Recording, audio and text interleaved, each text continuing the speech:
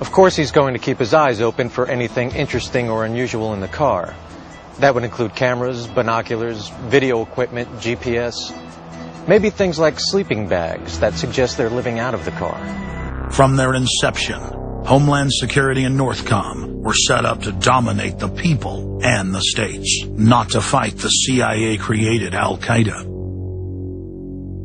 Patriotic members of the military and law enforcement, at great risk to their lives and careers, have sent this filmmaker federally and internationally produced law enforcement manuals, textbooks, documents, and videos.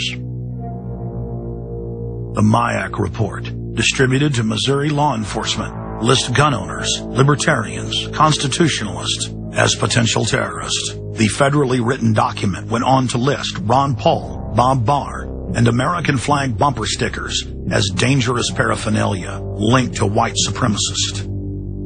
Even before 9/11, FEMA was quietly indoctrinating local police to have a hatred of the Founding Fathers and everything our constitutional republic stands for. Who was the first terrorist organization in the United States? Who? Founding Fathers. Founding Fathers. You mean Thomas Jefferson? Oh, yeah. You mean George Washington? Oh, yeah. Paul Revere? Yeah. These guys right here, let me ask you something. Did they try to scare people? Oh, yeah. They tried to intimidate the British. Did they use acts of violence? Your founding fathers, my founding fathers, were involved in acts of terrorism against British officials because they systematically had British officials assassinated.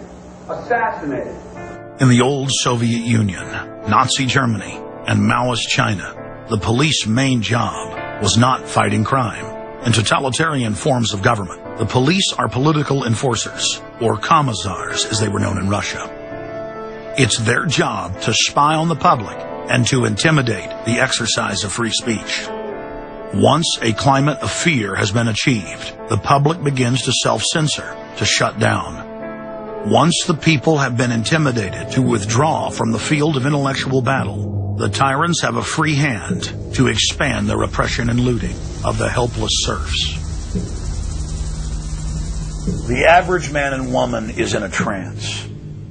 They get home from work, they don't even talk to their children. They turn the television on, and they let those corporate messages set the agenda in their lives. If we want a revolution against these social engineers and the scientific dictatorship, we have to start getting back to basics. Having barbecues, knowing our neighbors, loving our husbands and wives, spending time with our children, and getting back to real human culture. This false corporate culture has been superimposed over our daily lives. The public is literally under a trance. We have to somehow reach out to them and break them out of this trance. And as the globalists destroy our standard of living and bring in their police state, a lot of people are beginning to wake up and realize that what they've been told all their lives was a lie. But it's essential that we, the people, are there to reach out to our fellow Americans and our fellow human beings and show them the truth. But the scientific dictatorship needs more than just a secret police network to carry out their plan. Citizen spies at every level of society have been recruited to keep their eyes and ears focused on everything their neighbors and co-workers are doing and saying. More than 50,000 private sector executives have been recruited by FEMA to secretly serve as deputy FBI informants under the InfraGard program. Now there are more than 75,000 preachers serving FEMA in the clergy response teams. Internal FEMA documents reveal that the majority of America's pastors now serve as agents. They are even instructed on how and what to preach. And as KSLA News 12 Jeff Farrell discovered, the clergy would help the government with potentially their biggest problem, us. From my cold, dead hands. Charlton Heston's famous declaration captures a truly American value, the overarching desire to protect our freedoms. But gun confiscation is exactly what happened during the state of emergency following Hurricane Katrina in New Orleans. U.S. troops also arrived, something far easier to do even now thanks to last year's elimination of the 1878 Posse Comitatus Act. That forbid U.S. troops from policing on American soil. If martial law were enacted here at home, public fears and quelling dissent would be critical. And that's exactly what the Clergy Response Team, as it's called, helped accomplish in New Orleans. Jeff, the primary thing that we say to anybody is let's cooperate and get this thing over with, and then we'll settle the differences once the crisis is over. Such clergy response teams would walk a tightrope between the needs of the government versus the wishes of the public. In a lot of cases, these clergy would already be known in the neighborhoods in which they're helping to defuse that situation. For the clergy, one of the biggest tools that they will have in helping calm the public down or obey the law is the Bible itself, specifically Romans 13. Because the government is established by the Lord, and that's what we believe in the Christian faith. That's what's stated in the Scripture. They prepare their flocks like sheep to the slaughter for gun confiscation, forced inoculation, and they tell them that it is a blessing to have their families broken up and put into FEMA camps. Irland, Frankreich, Portugal, Spanien, die Schweiz, Liechtenstein, Luxembourg, Polen, Ungarn, Romania. Adolf Hitler bragged that his most powerful domestic tool, used by the Nazis to control the people, was the servile clergy. And his favorite Bible verse was Romans 13. Render unto Caesar. Either you are with us or you are with the terrorists. The scam was launched as a simple bait and switch.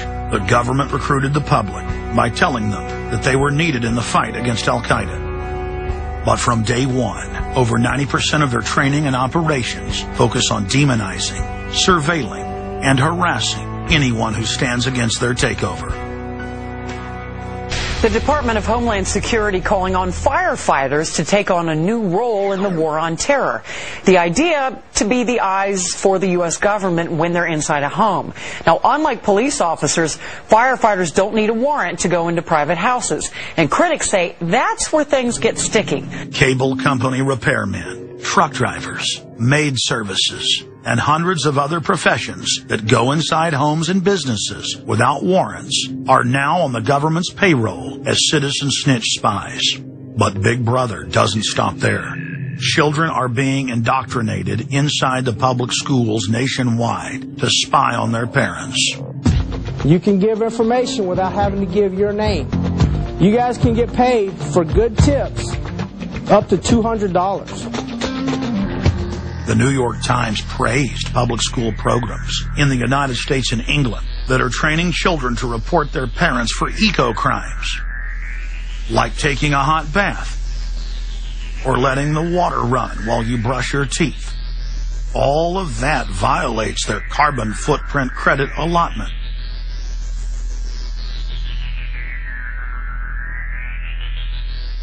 Check it out, check it out.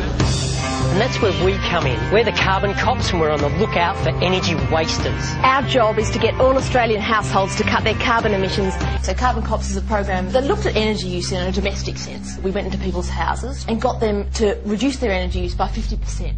Sadly, the Boy Scouts of America have now contracted with the Department of Homeland Security and are now training more than 20,000 Boy Scouts in anti-terror urban warfare mount training. The federal grants are very specific. The Scouts are trained to carry out seek and destroy missions against disgruntled veterans of the U.S. Armed Forces. Good evening, everyone. Homeland Security is enlisting some unlikely new recruits to fight terrorism and help with other emergencies. The Girl Scouts. Girl Scouts across the country and here in East Tennessee are now taking part. 9-year-old Elise Murphy has already earned a lot of Girl Scout patches.